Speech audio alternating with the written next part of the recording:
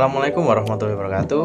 Saya Muhammad Hafiz Safala. Di sini saya akan menjelaskan tentang apa itu PPh pasal 21 tentang pekerja harian, lepas, borongan, dan satuan. Oke, langsung saja kita lanjut. Tunggu dulu. Sebelum kita menuju PPh pasal 21 tentang pekerja harian, lepas, borongan, dan satuan, saya mau tanya dulu sih, apa itu PPh? Kalian tahu nggak sih apa itu PPh? Nah, mari kita bahas. Jadi, apa sih itu PPh? PPh adalah singkatan dari pajak penghasilan. Nah, pajak penghasilan itu apa, Bang? Pajak atas penghasilan seseorang yang berupa gaji, upah honorarium yang berasal dari pekerjaan, jabatan, jasa, ataupun kegiatan. Nah, itu PPh. Next kita lanjut. Nah, setelah kalian tahu apa itu PPh, nah langsung saja kita membahas tentang subjek dan objek PPh. Langsung saja, oke.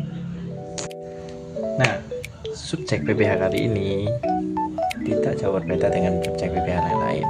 Bedanya adalah subjek PPh pasal 21 yang kita bahas saat ini yaitu pekerja yang tidak tetap atau lepas yang menerima penghasilan tidak berkesinambungan. Nah, itu subjeknya.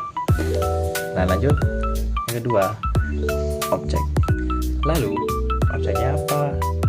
Objeknya itu adalah pajak yang meliputi upah harian, upah baruan atau upah borongan, dan upah satuan yang dibayarkan oleh pemberi kerja. Nah, setelah tahu kita akan membahas apa tadi, PPh pasal 21 tentang upah borongan, pekerja harian, dan upah baruan. Nah, sebelum kita masuk pada perhitungannya, saya akan memberitahu tentang pedoman perhitungan upah harian yang ada di pajak PPh pasal 21 yang akan kita bahas. Oke, let's go.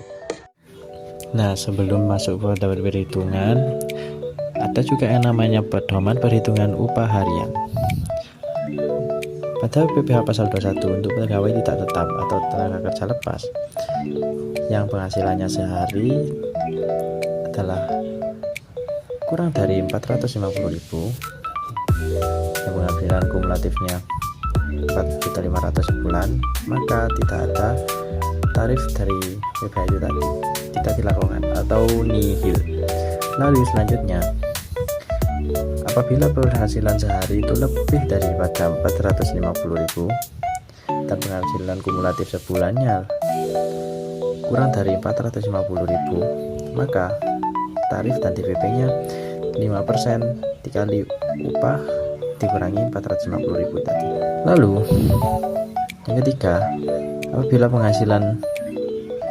penghasilannya lebih dari 450.000 atau penghasilannya kurang dari 450.000 per hari, tetapi penghasilan kumulatifnya sebulan lebih dari 4.500.000, maka hasil tarif dan DPP-nya itu 5% dikali upah dikurangi PTKP dibagi 360. Nah, yang terakhir, apabila penghasilannya sehari itu lebih dari atau kurang dari 450.000 dan penghasilan kumulatifnya sebulan itu lebih dari 10.200.000, maka berlaku tarif TPP-nya yaitu dari pasal 17 dikali jumlah penghasilan kena pajak yang telah disetahunkan gitu. Nah, setelah kita mengetahui pedoman perhitungan pajak harian, nah langsung saja kita menuju contoh perhitungan upah harian, satuan, borongan, dan honorarium yang diterima tenaga lepas. Yang pertama yaitu Cahyadi, seorang suami berstatus menikah tapi belum memiliki anak, bekerja pada perusahaan elektronik dengan dasar upah harian yang dibayarkan secara bulanan. Dalam bulan Januari 2023, Cahyadi hanya bekerja selama 20 hari dan upah perharinya adalah 250.000. Maka perhitungan PPh pasal 21-nya adalah upah pada bulan Januari 2023 yang 20 hari kerja dikali 250 pertama, jadinya 5 juta rupiah. Lalu penghasilan itu setahun 12 dikali 5 juta sama dengan 60 juta. Lalu PTKP-nya untuk wajib pajak sendiri adalah 54 juta dan tambahan dikarenakan sudah menikah itu 4.500.000. dan kita akumulasikan semuanya, yaitu menjadi Rp58.500.000. Nah, lalu kita kurangi 60 juta tadi penghasilan neto setahun dengan PTKP yang berarti menjadi PKP yaitu 1.500.000, dan PPh pasal 21 perhitungannya adalah 5% dikali 1.500.000, maka adalah 75.000. Lalu PPh pasal 1 sebulan adalah 75.000 dibagi 12, maka menjadi 6.250 yang harus wajib dibayarkan oleh Cahyadi untuk per bulannya.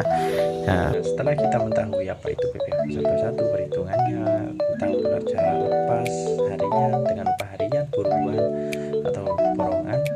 Nah, mungkin itu saja ya dari saya, kurang lebihnya mohon maaf. Assalamualaikum warahmatullahi wabarakatuh.